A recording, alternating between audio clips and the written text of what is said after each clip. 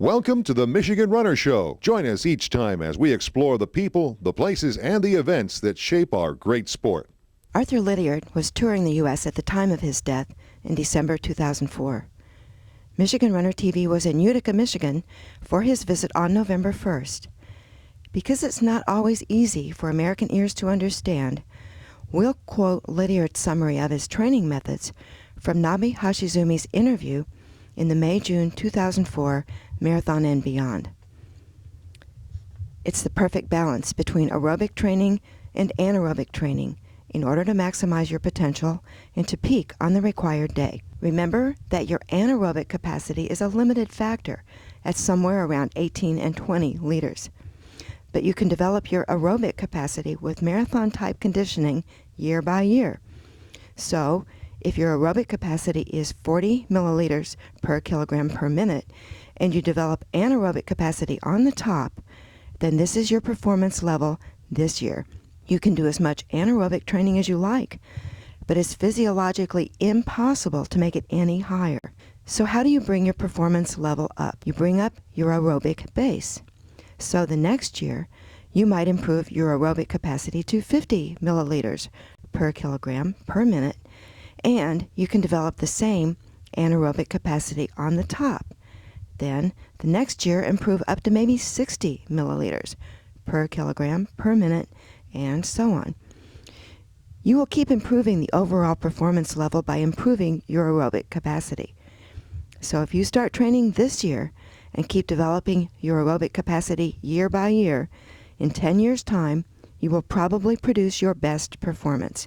It's a gradual, progressive improvement. Years ago, I trained a guy in Houston, Texas, an Australian boy called Pat Clancy.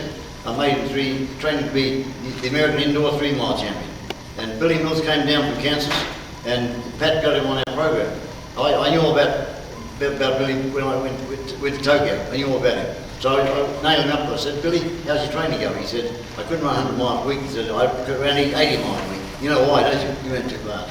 And then I got to he said, he got help before I came over. He said, couldn't do my speed work. Another reason why he won. Done all that various repetition, he would take the edge off himself. So that's why you see Billy Mills there. I picked up a book by Colonel F.W. Webster, founder of Rothbard College, where Sebastian Coe eventually went.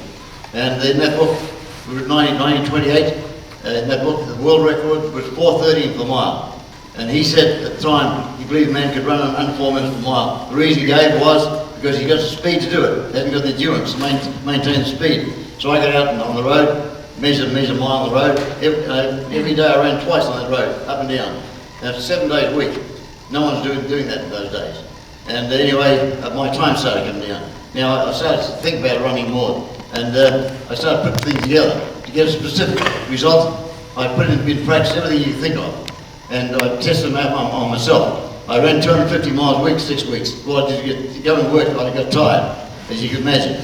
And I realised it was too much. Doesn't matter what exercise you use, you can do too much or too little of it. You can do it too fast, if not fast enough, do it the right time, the wrong time. That's what training's all about, getting balance and program.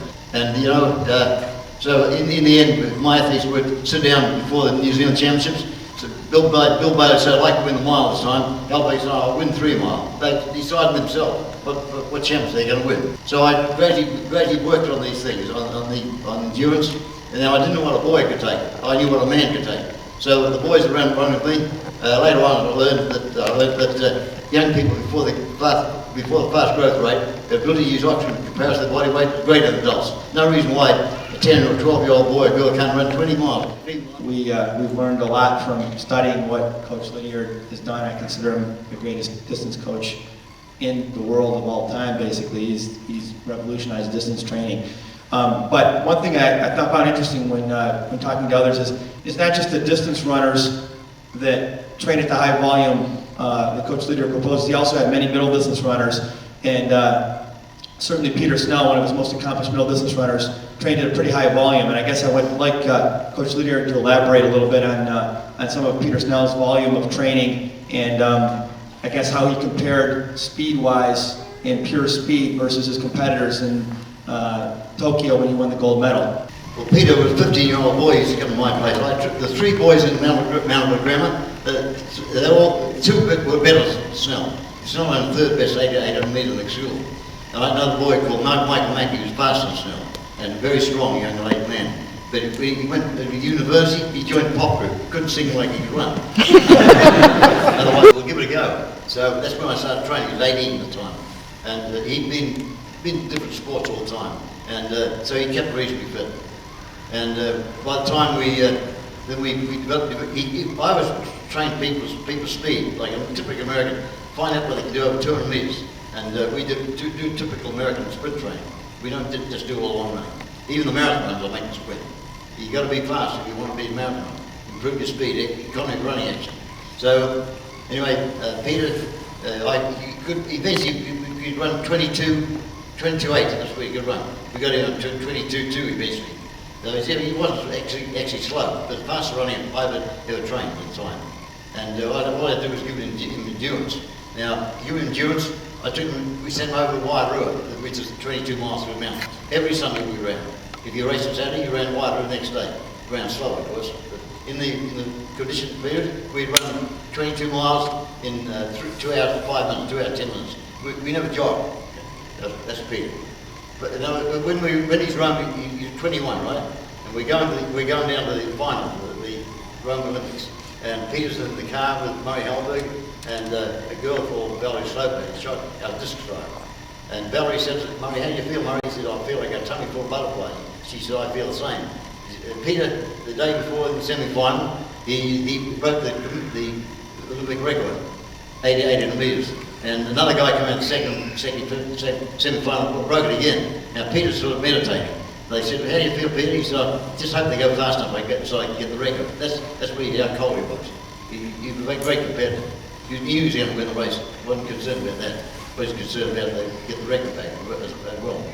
Today, for what we know now, would you recommend a guy like Snell, should he have done weight training? You think he could have been better? Wouldn't make any difference. I'm fascinated by the fact that you think that young kids can run, upwards of 20 miles and things. What is a reasonable progression to get them to that level? Well, you don't take forever. This business of running half an hour a day and then gradually an hour a day, we get out and do it. First time you run 20 miles, you're going to be tired. But next week, you're much stronger. So when you get tired and you keep going, that's when you improve. Don't forget, the first time I ran 22 miles around the mountains, and I got to the bottom of a big hill. I sat in the gutter. I was so tired. I got to be stupid. So next week I was doing it again. Then much faster. No rest this time. You can improve rapidly. Arthur, golly. Good to see you, Coach. God. You're looking well.